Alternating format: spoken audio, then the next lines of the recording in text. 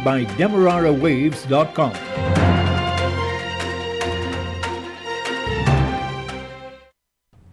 Good day to you. With the news at this time, I am Tiana Jordan. To begin the news, here's a look at the lead stories. The Guyana Bar Association wants Guyana's constitution amended to end years of stalemate in the appointment of a chancellor and a chief justice. Police are looking for 2 men in Linden who robbed a businesswoman. Regionally, Barbadian authorities are concerned that adults and children are staying in an institutional home. For the international news, we'll bring to you the latest bulletin from the BBC World Service. The details of these and other stories will be coming up in just a moment. Want value for your money? Of course you do. So what you want is News Talk Radio Guyana 103.1 FM for best value, wide coverage, and streaming online worldwide on them waves. Call our helpful staff today on 223-1056 or 223-1041 for low rates. Advertise with us. 103.1 FM. Accurate information blended with great music. And now the news in detail. The Guyana Bar Association, GBA, on Tuesday recommended that the procedure for appointing a chancellor and chief justice be changed. This after failure by the opposition and the government to reach consensus on appointing substantive office holders since 2005. Addressing the opening of the inaugural Law Week, GBA President, Attorney at Law Pauline Chase, said the time has come to find a better approach to appoint those 2 top judicial officers. I therefore call on and urge all those on whom the duty so falls to start the consultative process and put into motion the machinery to address the correction of this unworkable and failed formula. Speaking of Guyana's constitution states that the Chancellor and the Chief Justice are appointed after obtaining the agreement of the opposition leader. But the opposition leader, at any given time since 2005, has never agreed with the sitting president's nominees for those 2 top judicial posts. That has resulted in them acting in those posts until their retirement. The GBA president lamented the failure of the existing mechanism to produce a substantive chancellor and chief justice. It is therefore inimical to the rule of law that they are acting appointments of our highest judicial officers. The absence of confirmed judicial officers since the amendment of the Constitution for their appointment some 20 years ago is no clear evidence that that system of appointment is not working. It is an embarrassing state of affairs which ought to be corrected with alacrity, as we have seen in other matters. It adversely affects our standing in the world in the Rule of Law Index and as a democratic society. Then President of the Caribbean Court of Justice, CCJ, Sir Dennis Byron, had frowned on the protracted delay in appointing a substantive chancellor and chief justice. Chairman of a Partnership for National Unity plus Alliance for Change, Aubrey Norton, says that incoming opposition parliamentarian Valda Lawrence will be responsible for finance. She has been selected to replace Mr. Joseph Harmon, who resigned from Parliament from March 15, 2022. Mr. Norton, who is also leader of the People's National Congress Reform, says Ms. Lawrence was chosen after economist Carl Greenidge was not available. I'm in the public domain as saying that our first choice would have been Carl Greenidge, but he's performing the critical role of working on the Guyana-Venezuela territorial issue. And when we looked at the list, the next person that would bring to bear those skills and have the experience, Valda Lawrence stands out. And therefore it was based on that the party chose Valda Lawrence as somebody with experience and competence in accounts and finance should be the person to join and complement the team. Ms. Lawrence, who is an accountant by profession, is a former chairman of the bipartisan Parliamentary Public Accounts Committee.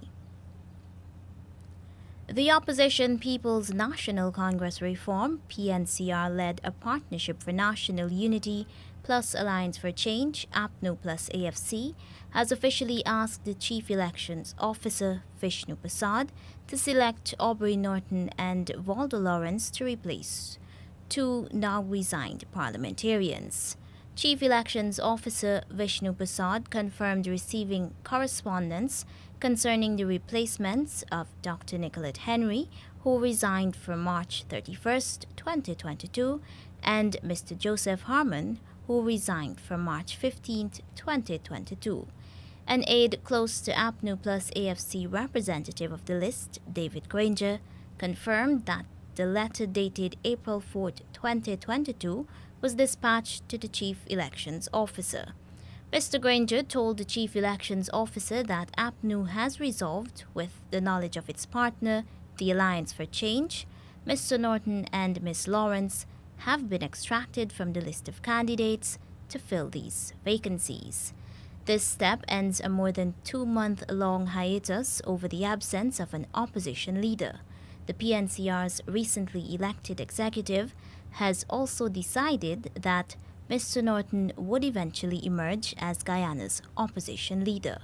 A number of key consultations for the appointment of a substantive Chancellor of the Judiciary, Chief Justice and Police Commissioner, as well as a number of service commissions, have been held up because consultations are required between the opposition leader and the President of Guyana. A vendor of the Le Penitence Market in Georgetown was Tuesday struck down by a minibus and killed. Dead is 59-year-old Deborah Salicrum, also known as Auntie Sulky, of West Rheinveld Housing Scheme. Police say they have since arrested the driver and owner of the minibus, 29-year-old Denzel Abrams of Supply East Bank, Demerara. Investigators have so far been told that the minibus was allegedly speeding south along the Le Penitence public road while the motorcyclist was proceeding along the same road and reportedly turned into the path of the minibus. Salicrum was pronounced dead at the scene. A breathalyzer test shows that the minibus driver was not under the influence of alcohol. Police in Linden say they are searching for 2 men who allegedly robbed a supermarket at Central Amelius Ward. So far, police have recovered a handgun and bullets that one of the suspects dropped after he was knocked down by a vehicle that was chasing him and his accomplice. The businesswoman, who is 37 years old, told police that the robbery occurred shortly before 7 p.m. Monday. Police say that the businesswoman was behind the counter in the supermarket she operates when the 2 perpetrators, armed with guns, went into the premises, demanding she hand over cash. She reportedly raised an alarm and ran, and the perpetrators then went behind the counter and collected 2 carton boxes with cash and documents and made good their escape. The bandit, who was struck by the car, also dropped the box containing the documents. And now for news in the region. Authorities in Barbados are concerned that disabled adults and children are living in one institutional home. More details from Barbados today. Concern from top officials of the Child Care Board about a worrying number of adults still living at the Nightingale's Children's Home in Black Rock. The board's deputy chairman, Dr. Carol Jacobs, told Monday's launch of the island's first ever Child Abuse Awareness Month that it's a matter which needs urgent attention. I have several people in their 30s in the Nightingale Home with children. And that is really a major concern for us at Child Care Board. And there doesn't seem to be anywhere currently where they can go for management and care. So I just wanted to put that on the table. Minister of People Empowerment and Elder Affairs Kurt Humphrey is equally concerned about the matter, and he made clear Barbados must make better provisions for people with disabilities. He says discussions are ongoing to find a suitable location to address the issue. We were discussing the possibility of using the facility at Sterling for different things, but to build out a facility to be able to help us accommodate adults with disabilities. So that we wouldn't have the situation that we also found ourselves in when we found two relatively young persons with disabilities living on the street. And, it's regrettable that there is almost a direct relationship in Barbados between a disability and poverty, between a disability and abuse, between some form of disability, whether it be physical or mental, and homelessness. It's staggering, and it is unfortunate. It is not something that we should be proud of, but I think we have to name it, shame it, and fix it, Minister of People Empowerment and Elder Affairs Kurt Humphrey, ending that report from Barbados Today. Several CARICOM member states are preparing to throw their support behind the candidacy of Jamaica's Foreign Minister, Senator Kamina Johnson-Smith, to be the next Commonwealth Secretary-General. Johnson-Smith is seeking to oust incumbent Secretary-General Baroness Patricia Scotland. The move comes over the objection of CARICOM's immediate past chairman, Gaston Brown, and Dominican Prime Minister Roosevelt Scarrett.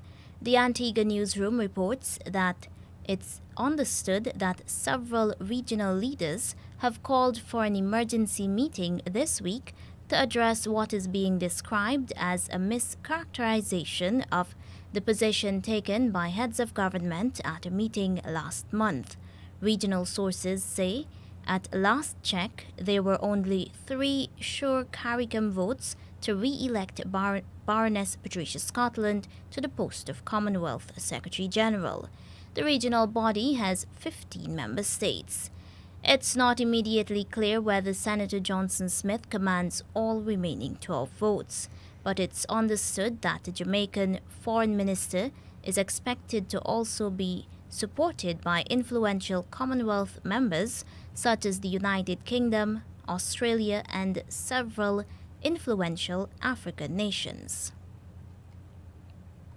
The Bahamas is calling for stiffer penalties for sexual offenses. This is against the background of a man who was sentenced to 4 years after impregnating a 14-year-old girl. He had entered into a plea deal. This report from Our News Bahamas. Both women kicking off the Senate session by addressing the controversial topic that has garnered renewed interest after a man was sentenced to 4 years in prison after impregnating a teenage girl. The Senate president says the issue does not need to be politicized, as she also called for revision of the law to better protect minors. Societal laws must reflect societal values. What we value, we protect. The vulnerable in our society, from Grand Bahama in the north to Inagua in the south, need to feel protected, need to feel safe, and need to feel empowered. This is not about politics. Last week, Acting Director of Public Prosecutions Franklin Williams spoke of highly sexualized young people when asked by a reporter to comment on criticism that the 4-year sentence was too lenient. While many said Williams' comments amounted to victim blaming, National Security Minister Wayne Munroe disagreed and argued that having sex with a person under the age of consent is not rape. Munroe told reporters that the girl consented to sexual intercourse, even though she was below the age of consent, which is 16 years old in the Bahamas. His comments ignited fury in many circles, with some calling for his resignation. Adderley insists efforts must be made to strengthen the response to incidents like this. The law needs to protect the vulnerable even from themselves.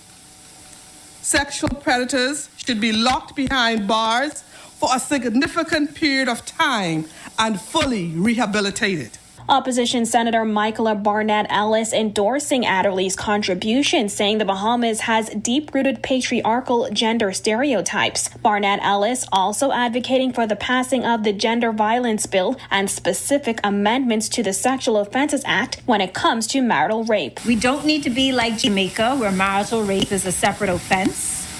An amendment to remove those 5 words, to delete Section 15, and to state that offenses apply irrespective of the nature of the relationship between the perpetrator and complainant, would remove the exception to the definition of rape that discriminates against married women. Reporting for our news, I'm Jasmine Brown. And now for the international news, here's the latest news bulletin from the BBC World Service. BBC News with Sue Montgomery. Ukraine's Deputy Prime Minister Irina Vereshchuk has told people living in large swathes of eastern Ukraine to evacuate while it's still possible. The east and the southern seaboard are the new focus of the Russian offensive. Sasha Schlichter reports. Irina Vereshchuk told people living in the Donetsk and Luhansk regions, plus areas around Ukraine's second city, Kharkiv, to leave for safer places before it's too late. She warned very soon they'd find themselves under fire and we won't be able to help. Commenting on Russia's retreat from Kiev and Chernihiv in the north, Ms. Vereshchuk said this was no gesture of goodwill before a new round of talks. This, she said, was a consequence of the iron will of Ukraine's army, government and people. And she warned of even fiercer battles to come. The United States has announced the first of its latest tranche of sanctions on Russia, which have been triggered by allegations of war crimes committed in Ukraine. The Justice Department said it was charging the oligarch Konstantin Malafyev with illegal financing. The U.S. Attorney General Merrick Garland warned all those assisting the Russian war effort. It does not matter how far you sail your yacht. It does not matter how well you conceal your assets. It does not matter how cleverly you write your malware or hide your online activity. The Justice Department will use every available tool to find you, disrupt your plots, and hold you accountable. EU representatives have also been discussing a proposed fifth package of sanctions, which could include a ban on Russian coal imports. The International Committee of the Red Cross says it's led to safety a convoy of 500 people who had managed to escape the besieged port of Mariupol on their own. The situation in the city remains desperate. Its council says occupying Russian forces are using mobile crematoria to cover up crimes, though this has not been verified. Over 150,000 people are trapped as the Russian bombardment continues. China says reports of civilian deaths in Bucha are deeply disturbing. However, the Chinese Foreign Ministry spokesman stopped short of pinning the blame on Russia. Celia Hatton reports. China is treading a fine line with its diplomacy towards Ukraine and its ally, Russia.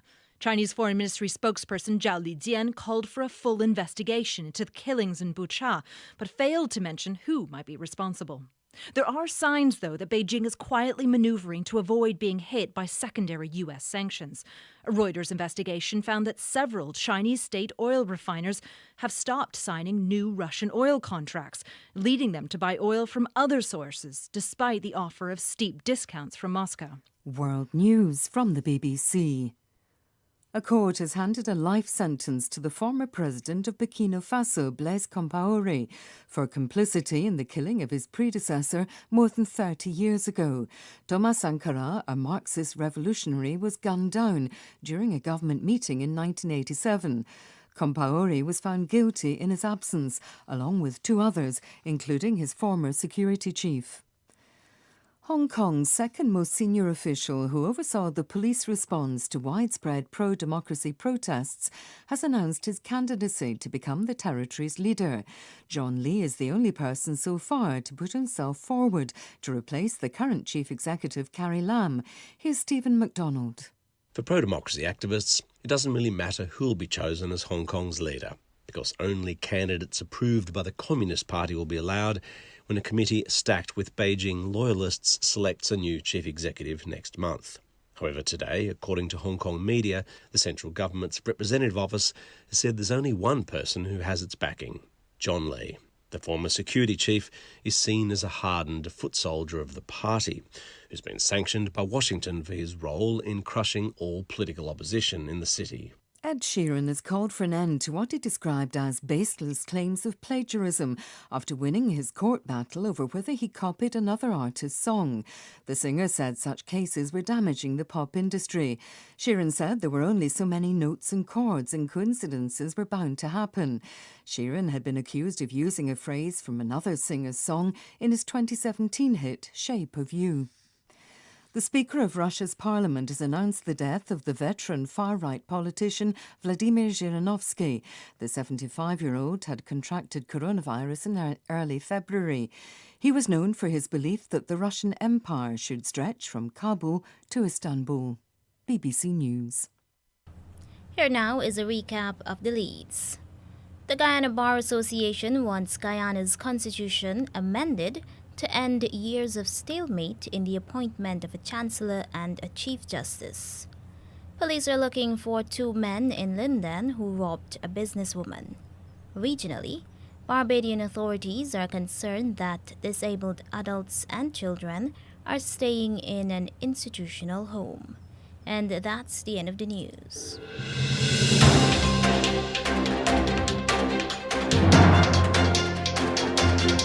This has been the news, compiled in the News Talk Radio newsroom. For ongoing updates, visit demerarawaves.com, and you can check facebook.com/demwaves and twitter.com/